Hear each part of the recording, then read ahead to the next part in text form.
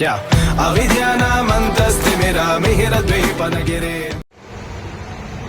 आगमों ने बताया है जो सहसं सहसानी गंगा में चले एवं चेत अपानी एक दमे हुए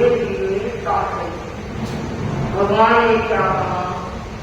जो सहसं सहसानी व्यक्ति युद्ध में सहस्त्र योद्धाओं को जीत सकता है पर एक आत्मा को नहीं जीत सकता।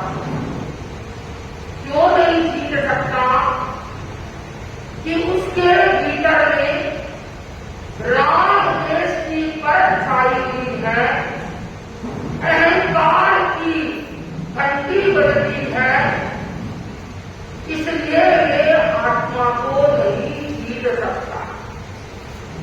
क्योंकि जहां पर राग देश होता है वही व्यक्ति के अहंकार ममकार पैदा हो जाता है, और जहां अहंकार से चोट लगती है वहां व्यक्ति आत्मा से दूर हट जाता है। हम आत्मा तक पहुंचने के लिए अनेक साधन अपनाते हैं, अनेक सूत्र अपनाते हैं। भगवान ने एक सूत्र हमें बताया कि आत्मा तक व्यक्ति जब पहुंच सकता है जब ध्यान की प्रक्रिया को जानता है। हम ध्यान को समझ सकते हैं कि ध्यान हमारे लिए कितना जरूरी है। संकित करे अब तक मत करे नहीं। क्या करते हैं? हम आत्मा के द्वारा आत्मा को देखें। कौन सी आत्मा को देखें? अंदर तक नहीं जा सकते। क्रोध आत्मा को देखें, मान आत्मा को देखें, माया आत्मा को देखें, लोभ आत्मा को देखें, राग आत्मा को देखें और द्वेष आत्मा को देखें। ये भी एक आत्मा है। भगवान से पूछा गया उनसे, संसार में कितनी आत्माएं? आप कहेंगे 8 आत्मा। कोई कहेगा 2 आत्मा, 12 आत्मा। पर आत्माओं में भगवान ने कहा है अनेक आत्माएं। जिस समय व्यक्ति जिस भाव में होता है, जिस दिशा में होता है, वही हमारी आत्मा बन जाती है। तो ध्यान करने से व्यक्ति को ये कर्म रचे हैं, राग देश की वृत्ति है, अहंकार ममकार है, उससे हम दूर हो सकते हैं। हम आत्मा के द्वारा आत्मा को देखते हैं। भीतर में जाए, आत्मा का मूल केंद्र है, मूल आत्मा है हमारी केंद्र है। और इसके बाहर चक्र के रूप में मिले हुए हमारे अध्यवसाय, हमारी व्यवसाय, हमारी कसाई की करते। जब हम ध्यान करते हैं, एकाग्रता होती है, शरीर को देखने की प्रक्रिया करते हैं, करते करते हम आत्मा तक पहुंच जाते हैं। भाई बहनों, जब तक हमारी भीतर की वृत्ति को शांत नहीं करेंगे, जब तक हमारी चंचलता शांत नहीं होगी, हमारा मन स्थिर नहीं होगा, तब तक हम आत्मा तक नहीं पहुंच सकते। आचार्य श्री महाप्रज्ञ जी ने हमें ये नुस्खा दिया है कि आप प्रतिदिन 5 मिनट से प्रारंभ करें ध्यान की प्रक्रिया को। आज हमारी प्रेक्षा वाहिनी जो हम ध्यान के द्वारा आत्मा को कंट्रोल सकते हैं। लोग कहते हैं कि ध्यान करते हैं, माला जपते हैं, तब हमारा मन और अधिक चंचल क्यों हुआ? क्योंकि हमारा मन उस समय स्थिर करने की कोशिश करते। जितना हम स्थिरता की ओर जाएंगे उतनी एक बार चंचलता बढ़ेगी, क्योंकि भीतर में जो मेल छिपा है उस मेल को उदेरना पड़ेगा, तभी व्यक्ति उस चंचलता को शांत कर सकता है। तो हम देखें हमारी भीतर की चंचलता को मिटाएंगे, आत्मा तक पहुंचेंगे, अप्रमत्त जीवन जिएंगे, क्योंकि भगवान ने बारूद पक्षी की तरह अप्रमत्त जीवन। इसमें एक प्रयोग बना के अप्रमत्त की साधना। भाई बहनों, आज दिन हमारे परुषण महापर्व में हमें आत्मा तक पहुंचने का साधन बताता, क्योंकि हम अपने आप में झांकेंगे, अपनी वृत्तियों को पहचानेंगे, हम अपने विचारों को शांत करेंगे, तभी तो हम स्थिरता प्राप्त कर सकते हैं। तो भगवान ने कहा कि बारूद पक्षी की तरह अप्रमत्त रहना चाहिए। आपको पता होगा कि बारूद पक्षी के कितने पेड़ होते हैं? कितने पेड़ होते हैं? 3 पेड़ होते हैं। 3 पेड़ होते हैं बारूद पक्षी के, और जो सिर हथेरा ये 2 होते हैं, उनके 2 होते हैं।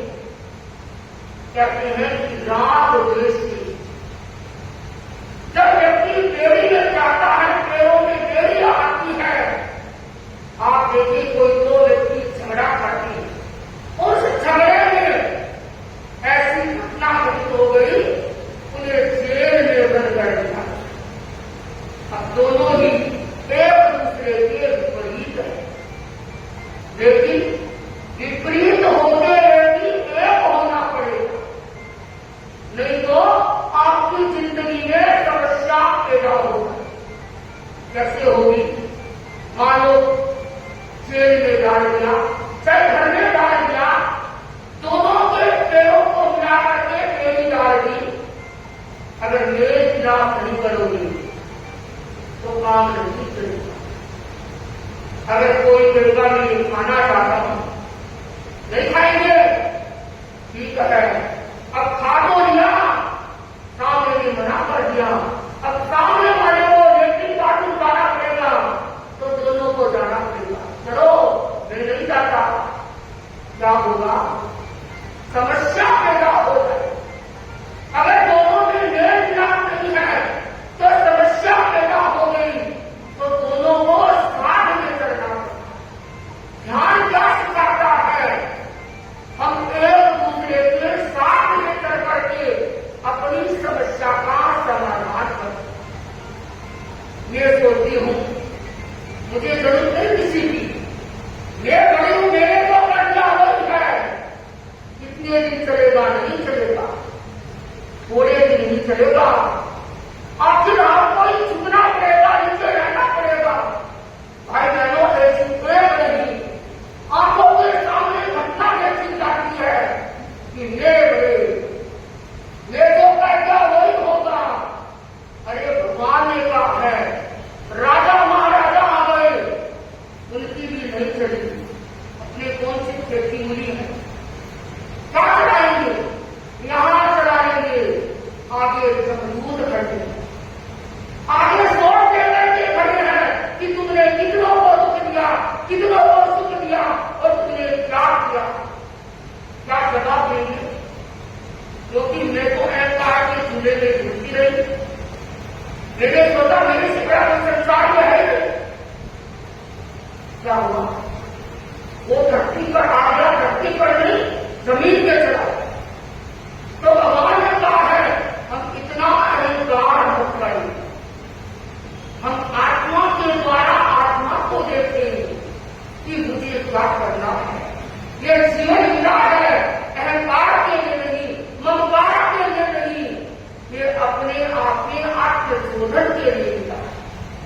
भाई बहनों, जब जब घटनाएं होती है तो सोचते हैं कि व्यक्ति को किस बात का नहीं था।